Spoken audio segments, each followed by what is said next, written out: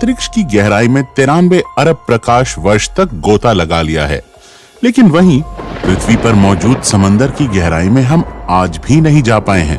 आखिर क्या है समुद्र की मिस्ट्री? ऐसा क्यों है कि हम मंगल की जमीन के बारे में ज्यादा जानते हैं और समुद्र को सिर्फ 5% ही जान पाए हैं? हम आज सूरज को छू पा रहे हैं, लेकिन समंदर के अंदर नहीं जा पा रहे। ये सवाल समुद्र को काफी रहस्यमयी बनाते हैं। समंदर की दुनिया में कौन से राज दफन हैं, जिन तक हम नहीं पहुंच पाए हैं? समुद्र कितना गहरा है? समुद्र का अंत कहां होता है? और सबसे इम्पोर्टेंट सवाल, आखिर समुद्र के नीचे क्या है? जानने के लिए चलते हैं समंदर की दुनिया की एक सैर पर। समुद्री सतह से 40 मीटर नीचे तक की गहराई तक स्कूबा डाइवर्स को जाना अलाउ होता है और इसके आगे 100 मीटर तक की गहराई तक डीप सी डाइवर्स गोता लगा सकते हैं। लेकिन इस गहराई पर पानी का प्रेशर बढ़ जाता है। अगर सावधानी ना बरती जाए तो शरीर के अलग अलग हिस्सों पर चोट आ सकती है। लेकिन इसके बाद भी हर्बर्ट निच ने 214 मीटर की गहराई तक डाइव करके वर्ल्ड रिकॉर्ड कायम किया था और हर्बर्ट ने ये रिकॉर्ड सिर्फ एक सांस में कायम किया। समुद्र में और नीचे जाने पर 332 मीटर की गहराई तक स्कूबा डाइविंग का वर्ल्ड रिकॉर्ड मौजूद है, जो इजिप्ट से ताल्लुक रखने वाले अहमद गबर ने बनाया था। यहाँ से 443 मीटर की गहराई समुद्र सतह से इतनी नीचे है कि यहाँ तक न्यूयॉर्क की एम्पायर स्टेट बिल्डिंग भी डूब जाएगी। इससे नीचे 500 मीटर गहराई में हमें ब्लू व्हेल देखने को मिलती है। इसका वजन 150,000 किलोग्राम होता है। समंदर में हम जैसे जैसे नीचे चलते जाते हैं, हमारे ऊपर पानी का वेट वैसे वैसे बढ़ता जाता है। इस वजह से समुद्र में आगे बढ़ना मुश्किल होता है। आगे चलते चलते समुद्र के पानी का प्रेशर इतना बढ़ जाता है कि ब्लू व्हेल भी इस गहराई से नीचे नहीं जाती। वहीं समुद्र में अमेरिकन सी वुल्फ सबमरीन भी 500 मीटर के नीचे नहीं जा सकती। इससे आगे 535 मीटर नीचे वो गहराई है जहां तक एम्परर पेंगुइन्स समुद्र में एक सांस में 20 मिनट तक गोता लगा सकती हैं।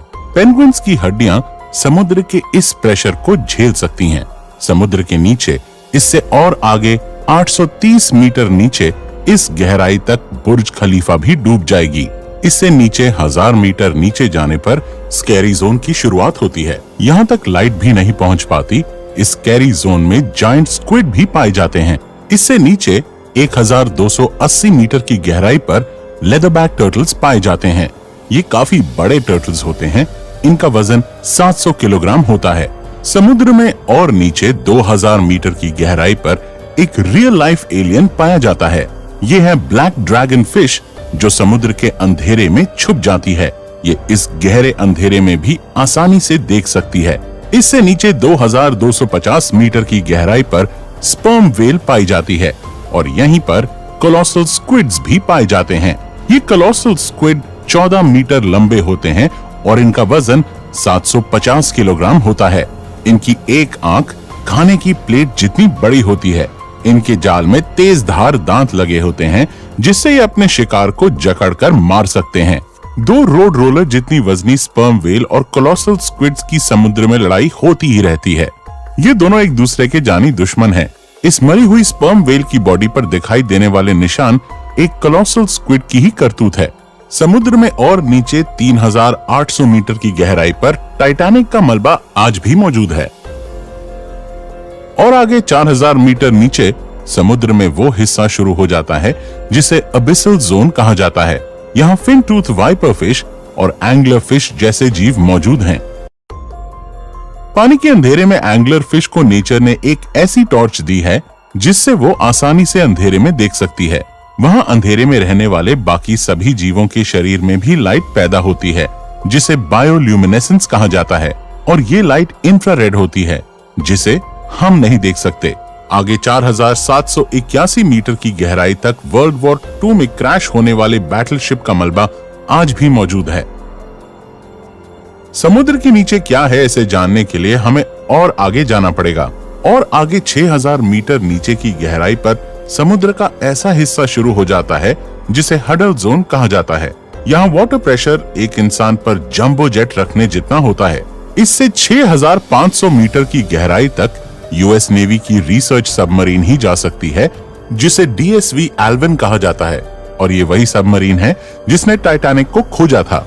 और इससे आगे 8,848 मीटर की गहराई वो पॉइंट है जहां तक माउंट एवरेस्ट भी डूब जाएगा। लेकिन इससे भी आगे जाने का रिकॉर्ड बनाया था 1960 में डॉन वॉल्श और जैक स्पिकार्ड ने। ये 10,916 मीटर की गहराई तक गए थे।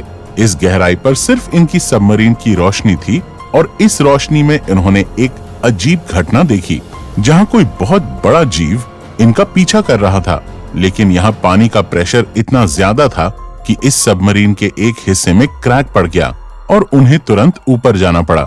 समुद्र में और नीचे 10,972 मीटर की गहराई उतनी ही होती है जितना एक कमर्शियल प्लेन ऊपर उड़ान भरता है। समुद्र में और आगे 11,000 मीटर की गहराई पर मैरियाना ट्रेंच मौजूद है। ये समुद्र का सबसे डीपेस्ट पॉइंट है। इसे चैलेंजर डीप भी कहा जाता है। ये समुद्र में जानी गई अब तक की सबसे गहरी खाई है और इससे आगे आज तक कोई नहीं गया। समुद्र की इस गहराई में कई भयानक राज दफन हैं। जब एक बार एक अंडर वाटर टेस्ट व्हीकल को यहाँ पर 11 किलोमीटर नीचे भेजा गया तो उस व्हीकल को किसी पावरफुल जीव ने काफी मजबूती से पकड़ लिया था और काफी जोर लगाने पर भी इसे लोग नहीं छुड़ा पाए। पर कुछ देर बाद उस भयानक जीव ने इसे छोड़ दिया।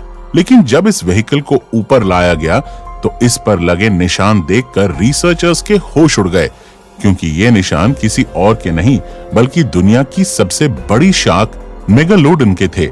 माना जाता है कि समुद्र की गहराइयों में कुछ भयंकर जीव आज भी मौजूद हैं जिन्हें हम नहीं खोज पाए हैं।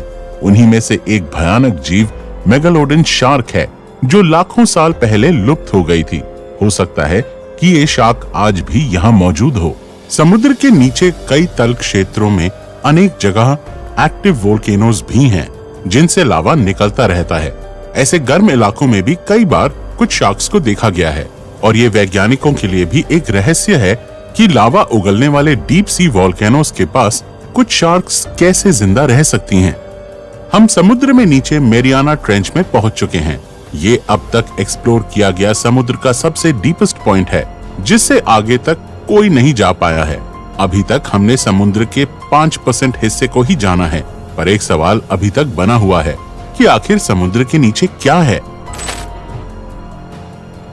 अगर आप सोच रहे हैं कि समंदर के नीचे कोई विलुप्त सभ्यता, विलुप्त शहर या सोने चांदी के सिक्के मिल सकते हैं तो आप गलत हैं।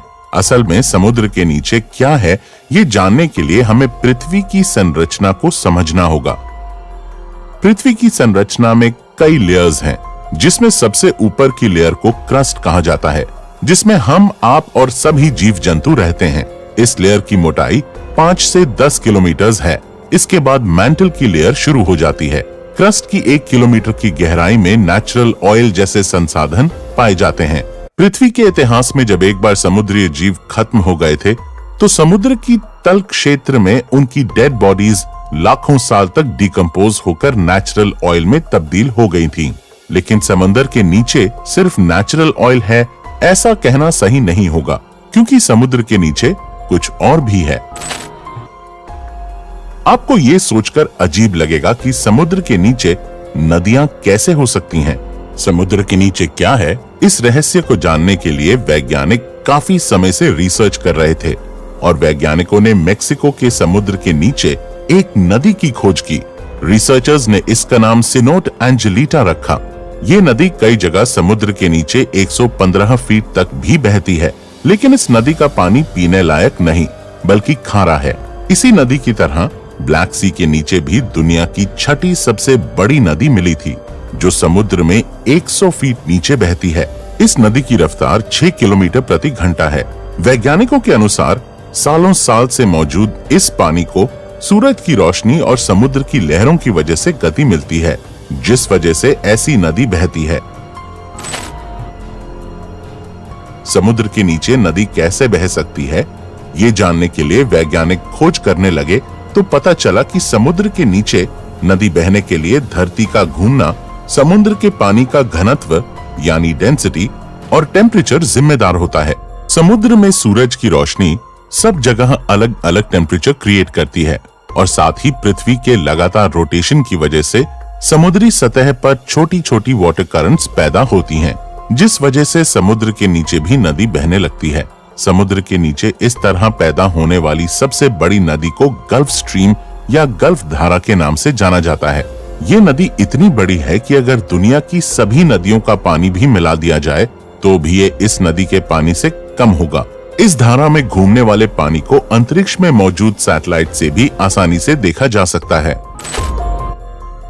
दोस्तों, समुद्र के नीचे क्या है, इसके कुछ रहस्य समुद्र के बाकी 95% हिस्से में दफन हैं। और हम जानते हैं कि हमने अब तक समुद्र के सिर्फ 5% हिस्से को एक्सप्लोर किया है। ऐसे में समंदर की दुनिया हमारे लिए हमेशा रहस्यमयी ही बनी रहेगी। साइंटिस्ट्स के अनुसार समुद्र के नीचे की दुनिया में कई नए विचित्र जीव प्रजाति भी मौजूद हो सकते हैं, जैसे कि जायंट ट्यूब वर्म्स और वैम्पायर स्क्विड। इसके अलावा समुद्र के नीचे कई नए ऑयल रिसोर्सेज, मिनरल्स वगैरह भी मौजूद हो सकते हैं जो हमें इकोनॉमिकली स्ट्रॉन्ग बना सकते हैं। साथ ही समुद्र की दुनिया में हो सकता है कि कुछ प्राचीन सिविलाइजेशंस के सबूत भी मौजूद हों जो अब तक हमारे नोटिस में ही ना आए हों। ऐसे में आपको क्या लगता है कि समुद्र के नीचे बाकी बचे इस 95% हिस्से में क्या हो सकता है? कमेंट्स में हमें जरूर बताइएगा। मैं मिलता हूं आपसे किसी अगले वीडियो में। तब तक keep watching our videos and keep exploring.